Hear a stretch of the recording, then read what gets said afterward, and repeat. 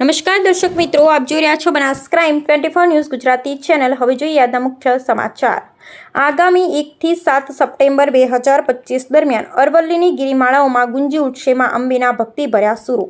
ભાદરવી પૂનમ મહામેળો 2025ના આયોજનને લઈ કલેક્ટર મિહિર પટેલના અધ્યક્ષસ્થાને બેઠક યોજાઈ। શક્તિ, ભક્તિ અને આસ્થાના કેન્દ્ર એવા અંબાજી ખાતે આગામી તારીખ 1 થી 7 સપ્ટેમ્બર 2025 દરમિયાન માં અંબેના ભક્તિભર્યા સૂર ગુંજી ઉઠશે। અરવલ્લીની ગિરિમાળાઓ સ્થિત અંબાજી ખાતે ભાદરવી પૂનમ મહામેળો 2025નું આયોજન કરાશે।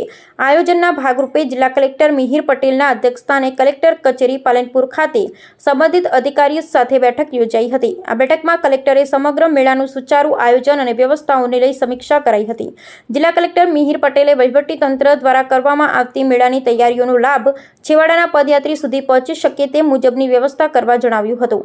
દર વર્ષે ભાદરવી પૂનમના મેળામાં લાખોની સંખ્યામાં ભક્તો આવતા હોય છે, ત્યારે આ વર્ષે પણ વિવિધ સુવિધાઓમાં વધારો કરી યાત્રાળુઓને મેળા દરમિયાન સુખદ અનુભવ થાય તે મુજબના પ્રયાસો કરવા જણાવ્યું હતું। કલેક્ટર મિહિર પટેલે જણાવ્યું કે દર વર્ષે મેળાનો વ્યાપ વધતો જાય છે અને એ જ રીતે વિશેષ વ્યવસ્થાઓ પણ ઊભી કરાશે, જેમાં શ્રદ્ધાળુ માટે બસની વ્યવસ્થા, રોકાણ અને ભોજન વ્યવસ્થા, પાર્કિંગ, સ્વાસ્થ્ય સુવિધાઓ, સ્વચ્છતા, કાયદો વ્યવસ્થા, ટ્રાફિક નિયમન, લાઇટિંગમાં, મંદિરમાં દર્શન વ્યવસ્થા, સુરક્ષા, સલામતી, પ્રચાર પ્રસાર સહિતની બાબતોની કલેક્ટરે ચર્ચા કરી સુવ્યવસ્થિત આયોજન થાય એ માટે સૌ અધિકારીઓને જણાવ્યું હતું। Bureau report Haresh Thakkar. જય અંબે।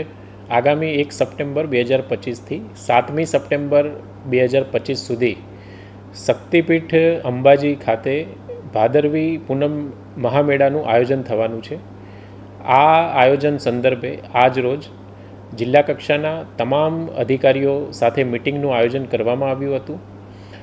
મેળામાં આવનાર તમામ માઈ ભક્ત અને શ્રદ્ધાળુને કોઈપણ જાતની તકલીફ ના પડે તે માટે આ વર્ષે અંદાજિત 28 જેટલી સમિતિઓની રચના પણ કરવામાં આવી છે। સફાઈ, કાયદો અને વ્યવસ્થા, વિસામો, ભોજન, ગબ્બર અને અંબાજી મંદિર ખાતે દર્શન સહિત એસટી બસોનું સંચાલન તથા અન્ય તમામ જે આનુષંગિક સુવિધાઓ છે એ સુવિધાઓની વ્યવસ્થાના આગોતરા આયોજન માટે આજે પ્રથમ બેઠક જિલ્લા કલેક્ટર કચેરી પાલનપુર ખાતે રાખવામાં આવી હતી। ધન્યવાદ।